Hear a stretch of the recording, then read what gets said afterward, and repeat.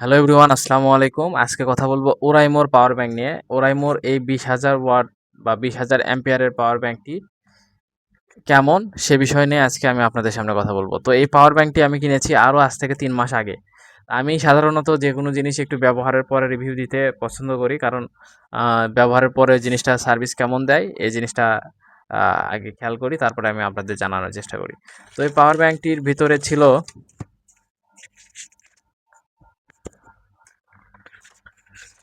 এই পাওয়ার ব্যাংকটি ছিল জাস্ট এর উপরে একটু পলি করা ছিল, আর এখানে একটা চার্জিং কেবল ছিল।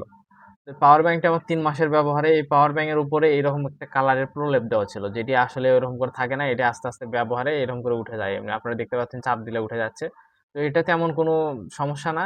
এখানে জাস্ট একটা জিনিসই, মানে আগে এই যখন উপরে এই সিলভারিং এর মতো করা ছিল তখন এই যে লেখাটা আছে এটা দেখা যেত না, মানে জাস্ট যখন আলো জ্বলতো বা এটাতে কত পার্সেন্ট চার্জ আছে তখন ওই লেখাটা দেখা যেত।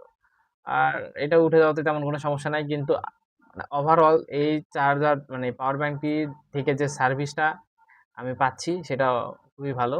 বাজারে অনেক রকমের পাওয়ার ব্যাংক আছে, বিভিন্ন কোম্পানির পাওয়ার ব্যাংক আছে। তবে সেই সকল পাওয়ার ব্যাংক আসলে নির্ভরযোগ্য কিনা সেটা আপনারাই আপনাদের অবশ্যই জানা।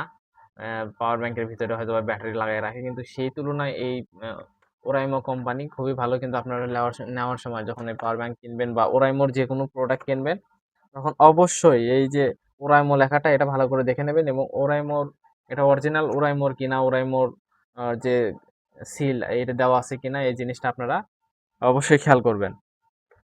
তো এই পাওয়ার ব্যাংকের খারাপ দিকগুলোর মধ্যে একটা হচ্ছে যে এই মানে পাওয়ার ব্যাংকের যে কেবলটা এটা হচ্ছে এক্সট্রা।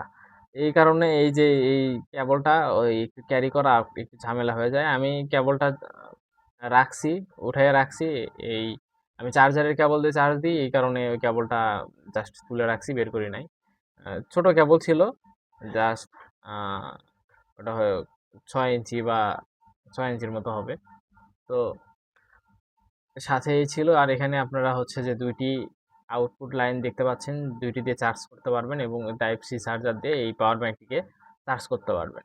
আর এটার একটা জিনিস ভালো, সেটা হচ্ছে যে এইটাতে আপনি 22.5 ওয়াট ফাস্ট চার্জিং, বা অর্থাৎ এটা হচ্ছে যে 22 ওয়াটের যে চার্জারগুলো আছে এগুলো দিয়ে চার্জ করতে পারবেন, বা 22 এর থেকে যদি বেশি হয় সেই ক্ষেত্রেও এটি 22 ওয়াটের মানে ফাস্ট চার্জ এই পাওয়ার ব্যাংকটি নিবে।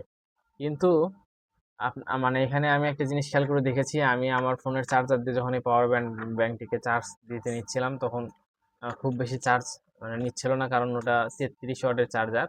তো আপনারা চেষ্টা করবেন যে যেগুলো 22 ওয়াট বা 22 ওয়াটের কাছাকাছি এরকম চার্জার দিয়ে চার্জ দেওয়া।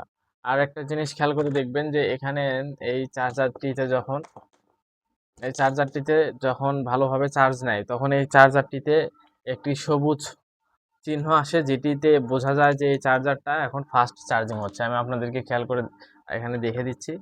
আর যখন সবুজ চিহ্নটি আসে না তখন হচ্ছে যে আপনারা বুঝে নেবেন যে এটাতে ফাস্ট চার্জিং এখন হচ্ছে না। আমি এটি এখন চার্জিংয়ে দিয়েছি, আপনারা দেখেন যে নর্মালভাবে যদি চার্জ হয় সেক্ষেত্রে জাস্ট খালি এরকম একটা মানে চার্জিংয়ের চিহ্ন আসে, তখন এটি ফাস্ট চার্জিং হয়। তখন সেক্ষেত্রে এটির পাশে আরেকটি সবুজ বাতি দেখা যায়। তো এখন দেখতে পাচ্ছেন যে এখন যে এই লাইটটি জ্বলতেছে এটির দ্বারা যে বোঝা যাচ্ছে যে এটি এখন ফাস্ট চার্জিং নিচ্ছে, অর্থাৎ এর যে ক্যাপাসিটি চার্জ নেওয়ার সেইভাবেই চার্জটি এটি নিচ্ছে। যখন এই চিহ্নটি থাকে না তার মানে ফাস্ট চার্জিং এই এই পাওয়ার ব্যাংকটিতে হচ্ছে না।